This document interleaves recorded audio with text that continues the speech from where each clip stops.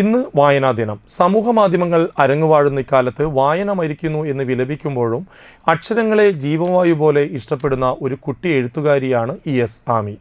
ഇതിനോടകം തന്നെ കഥാരചനയിൽ നിരവധി പുരസ്കാരങ്ങൾ നേടിയെടുത്തു +2 വിദ്യാർത്ഥിനിയായ ആമി.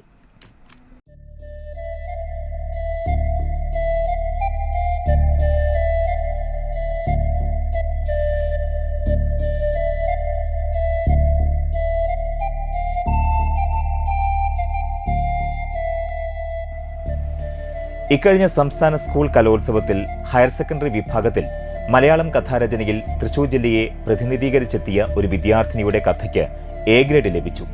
അനന്തപുരിയുടെ മണ്ണിൽ കൗമാര കലാമേളയ്ക്കെത്തിയ ES ആമി എന്ന +1 വിദ്യാർത്ഥിനിയായിരുന്നു അതിജീവനത്തിന്റെ കഥ പറഞ്ഞ ആ കൊച്ചു കഥാകാരി.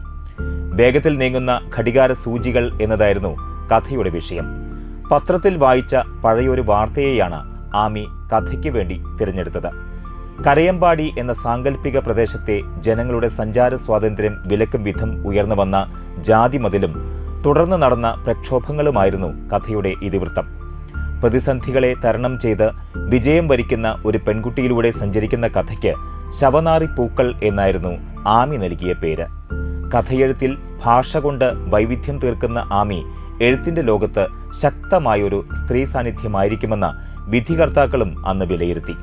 ചെറിയ പ്രായത്തിലും വൈവിധ്യമായ വിഷയങ്ങൾ കഥാരചനയ്ക്കായി തിരഞ്ഞെടുക്കുന്ന ആമിക്ക് എഴുത്തിന്റെ വഴിയിൽ ഇരട്ടി ഊർജം പകർന്നതായിരുന്നു ആ വാക്കുകൾ. ചന്ദ്രാപിന്നി ഹയർ സെക്കൻഡറി സ്കൂളിലെ +2 വിദ്യാർത്ഥിനിയായ ആമി ശ്രീനാരായണപുരം സ്വദേശിയും നാടക പ്രവർത്തകനുമായ സുധീഷ് അമ്മവീടിന്റെയും കലാകാരി കൂടിയായ ജിതിയുടെയും മകളാണ്. കുഞ്ഞുനാളിലെ വായനയുടെ ലോകത്തേക്ക് കടന്നുവന്ന ആമി 4ാം ക്ലാസ്സിൽ പഠിക്കുമ്പോൾ തന്നെ ചെറിയ കഥകളും കവിതയുമെല്ലാം എഴുതാൻ തുടങ്ങിയിരുന്നു. അക്ഷരങ്ങളാണ് ആമിയുടെ ലോകം.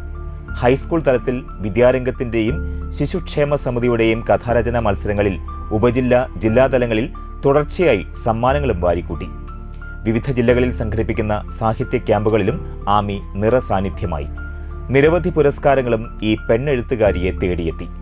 വയനാട് പെരിക്കല്ലൂർ സ്കൂൾ 2024 നടത്തിയ സംസ്ഥാനതല കഥാ പുരസ്കാരം, 2024 TV കൊച്ചുബാവ പുരസ്കാരം, ഈ വർഷത്തെ ഗാർഗി അങ്കണം പുരസ്കാരം, കളരിപ്പറമ്പ് ഗ്രാമീണ വായനശാലയുടെ വായനയുടെ ലോകം പുരസ്കാരം തുടങ്ങി ചെറുതും വലുതുമായ അംഗീകാരങ്ങളെ പട്ടിക അങ്ങനെ നീളുന്നു.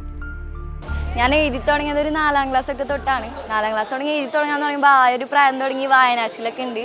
വീട്ടിൽ ചെറിയൊരു ലൈബ്രറി ഒക്കെ അച്ഛനമ്മയും കൊണ്ടുവരികയും അതിൽ നിന്ന് ഒരുപാട് പുസ്തകങ്ങളൊക്കെ വായിച്ച് കൊച്ചു കൊച്ചു പുസ്തകങ്ങളിൽ നിന്ന് തുടങ്ങി പിന്നെ വലിയ വലിയ പുസ്തകങ്ങളിലോട്ട് കയറിയിട്ടാണ് പതുക്കെ എഴുത്തിൻ്റെ മേഖലയിലോട്ടൊക്കെ വരുന്നത്.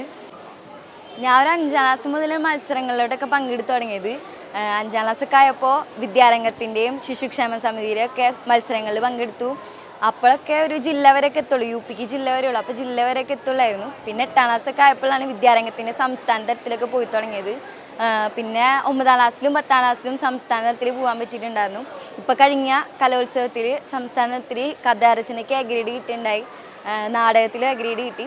പിന്നെ ആമി എന്നുള്ള പേര് വരാൻ കാരണം അച്ഛനും അമ്മക്കും മാധവിക്കുട്ടിനെ ഭയങ്കര ഇഷ്ടമായിരുന്നു. അവരെ ചെറിയ പ്രായത്തിൽ മാധവിക്കുട്ടിനെ ഒരുപാട് വായിച്ചിട്ടുണ്ട്. അപ്പോൾ ഒരുപാട് വായിച്ച് അങ്ങനെ ഇഷ്ടപ്പെട്ട ഒരാളുടെ പേരായതുകൊണ്ടാണ് എൻ്റെ പേര് ആമിന്ന് ഇട്ടെന്നാണ് അവരെൻ്റെ അടുത്ത് പറഞ്ഞത്.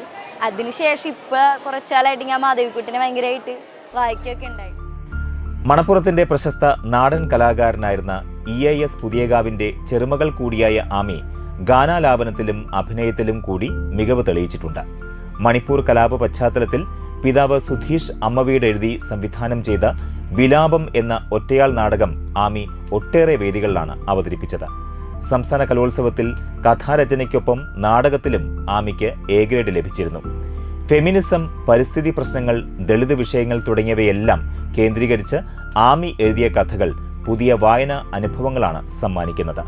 കൊളംബിയൻ സാഹിത്യകാരൻ ഗബ്രിയൽ ഗാർസിയ മാർക്കേസ് മുതൽ മലയാളത്തിന്റെ പ്രിയപ്പെട്ട എഴുത്തുകാരെല്ലാം ആമിയുടെ വായനയുടെ ലോകത്തെ സമ്പന്നമാക്കുന്നുണ്ട്. എഴുത്തുകാരി മാധവിക്കുട്ടിയെ ഏറെ ആരാധിക്കുന്ന സുധീഷും ജിതിയും തന്നെയാണ് മകൾക്ക് ആമി എന്ന പേരിട്ടതും. പേരിനെ അന്വർത്ഥമാക്കുന്നതായിരുന്നു ആമിയുടെ രചനാ പാഠവും. അപ്പോൾ അവൾ വളർന്നു വരുന്നതിൻ്റെ ഒപ്പം തന്നെ വീട്ടിലൊരു ലൈബ്രറി രൂപപ്പെടുന്നുണ്ടായിരുന്നു. നമുക്ക് കിട്ടുന്ന പൈസ കൊണ്ട് പുസ്തകങ്ങൾ വാങ്ങിക്കുക, അത് കൂട്ടി വെക്കുക എന്നുള്ളതാണ് നമ്മുടെ ഒരു.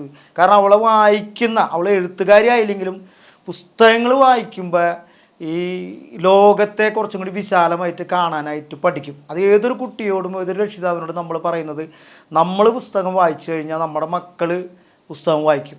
അപ്പോൾ നമ്മളുടെ ലോകം കുറച്ച് വിശാലമാകുമ്പോൾ നമ്മുടെ മക്കളുടെ കാഴ്ചപ്പാടുകളെ നമുക്ക് തിരുത്താനും അവരുടെ ലോകം കുറച്ച് വിശാലമാക്കി കൊടുക്കാനും കുറച്ചും കൂടി മെച്ചപ്പെട്ട ലോകം ഉണ്ടാകുന്നതിന് വായന നമ്മളെ സ്വാധീനിക്കുമെന്ന് നമുക്ക് നല്ല ബോധ്യമുണ്ട്. അതുകൊണ്ട് തന്നെ അവൾ പുസ്തകം വായിക്കാനായിട്ട് അവൾ നിരന്തരം നമ്മൾ ശീലിപ്പിച്ചിരുന്നു. അങ്ങനെ ആ വായനയാണ് അവൾ എഴുത്തിലേക്ക് കടന്നു വരുന്നത്. അപ്പോൾ ഞങ്ങളുടെ ഒരു സ്വപ്നം കൂടി അവൾ ഞങ്ങൾക്ക് സഫലമാക്കി തന്നെന്നുള്ളതാണ്.